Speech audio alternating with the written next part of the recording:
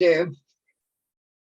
Good morning. This is Norma Cowie for our Wednesday Norma Talks.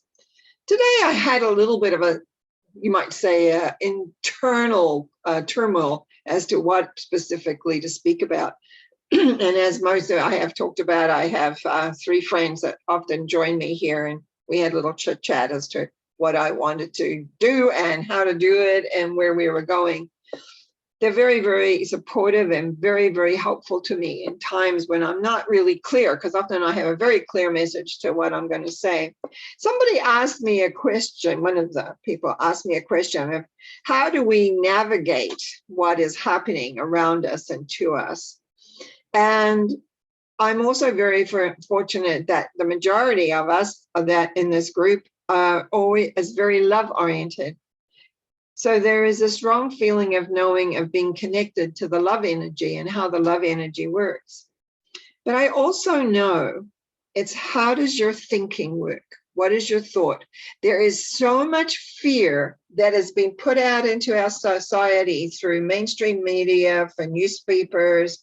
And even though when we look at many other videos or other newspapers that are out there that are not, quote, mainstream, there is hope, or there is other ideas and concepts. The issue is how are we really responding? And I had two things that really came to my mind. One was that we create by our thinking. This is something I've really learned over my lifetime. And our basic thought patterns as they go out attract and bring back to you how we think. So if you have a lot of fear that is being supported by some people who really want you to be in fear, what you will find is that it's difficult sometimes to stay in that love vibration. Because I understand thought forms, and I do understand them. Maybe I like to ignore them. You know, the old saying, put your head in the sand and just forget things for a while. I am aware that everything created comes from a thought, but then it's fueled by the emotional element. If you have a love vibration with that, that even helps more. But what if you don't have access to that love vibration and you have perhaps a more power controlled vibration, one that you could say would be your passion is turned more into the need to control and to be in power and to have all that. That's also a more heavier, denser energy, but it also has some power with it. And when that gets fed by the fear of the other people around, so what do we, and I'm talking about myself and my friends and other people that have watched the show, how do we counter that? How do we day by day? And that is remembering how important love is.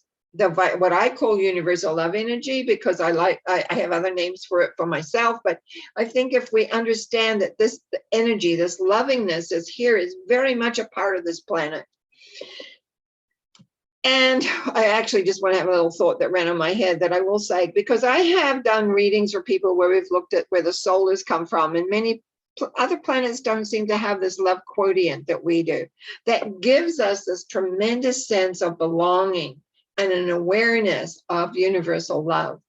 Now, when you want something to create, you have a thought form of something, if you power love into it, it multiplies and it comes back and it grows. But most people, because we're human, is that we don't hold it long enough, or we don't believe, or we don't maintain. And because of that, we don't maintain. What ends up happening is the thought form disappears, it dissolves, it goes and then comes through our doubt or our regret or our guilt or whatever else is lurking underneath.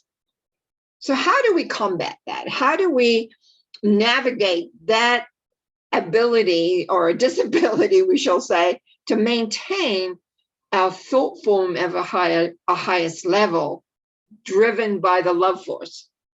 And that's what I got thinking. If you have two forces, if you have a fear force, you might say a dark force, a force that does not believe in love, that believes in power and fear, You have that on one hand.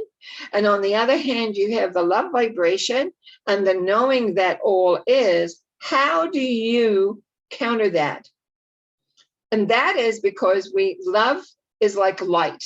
If you're in a dark room and you turn on a light, guess what? You see everything brightens. And that is the whole thing between light and dark. The light, which is love. You hear a lot of people say light and love to you, meaning love and love. So what we do is we take that power of the love and direct it to the dark. The dark has to shift. But you see, when you have, millions of people full of fear, full of anxiety, wanting to please, and not really being in place of understanding how their love vibration works for them, then what you've got is a lot of dark and a little light. But as we grow the light, that will begin to equalize until they get equal, until finally hopefully the light, the love permeates and begins to change people's ideas and concepts. It's very, very easy to lose the belief that love really does alter things. It is very easy to lose the belief that your thought form is strong enough to counter that. And I know I've been personally struggling a little bit with that as my life has become a little restricted. Can't go here, can't do that. I can't return to my country of birth to see my family. There's a lot of can'ts around me at the moment. And so I began, actually, it seems to me, to manifest some physical disabilities within myself. And I had to own it. I had to come in and say, this is a product of you not believing that you can go out there and make a real difference. But every single person makes a difference. Every single person that knows that light/love wins. Because in the past, no matter how long that dark power has been in command, the light has always come in and won. And why is that? Because more people begin to work together, to come together, to respond together, to bring that forward, to have that become in a real clear way. So first of all, become aware of your thought forms. What are you thinking? What are you doing? Are you in reaction to all this stuff that you may not want? Are you in reaction to it, or you're making a stand against it? Because if you're in reaction to it, you're actually supporting it, believe it or not. And if you don't want some of this dark stuff that's happening right now, this fear, this control, this power over, then you've got to stand strong in how and what you want. You got to radiate the light. You got to become powerful in your light and your knowingness that there is something different, something more effective. Now, I can go into all the statistics that we heard that really, there was a flu that came around that for older people was pretty dangerous, but not for the rest of the world. And yet somehow we were all convinced that we needed to have this vaccine. As far as I was concerned, it was not a vaccine. And so it's like a standing in your truth and your awareness. And I see all over the world, people are protesting the mandates that are coming. And that is because people are realizing that when you have someone that's going for power, absolute power and control over who we are, and we lose all our rights as human beings, that's not love. That's not supporting every individual in the direction of where they're heading and where they're going and what they're wanting to create. So I think each one of us has a choice. Do we buckle down and just surrender to what is happening? Or do we find that power within us, our love within us, and get a handle on our thinking? Because our thinking, which creates the thought forms, is going to make the difference. And if you create that power within there, and you can touch into that universal love and bring that forward into that power of your thought as well, then it's like you can begin to break down that other thought form, which might seem to be really big. And how do we deal with that?